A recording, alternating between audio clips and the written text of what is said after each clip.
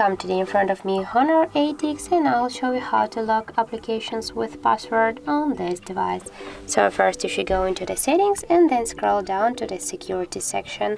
Here you'll see the app lock section, tap there and just tap to enable.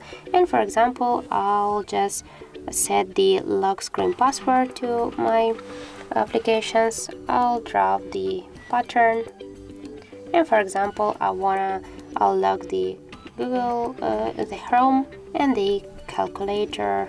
No, sorry, okay, that can be the contacts application. And now just you can go back, and here just to enable your contacts, you should to draw here your pattern.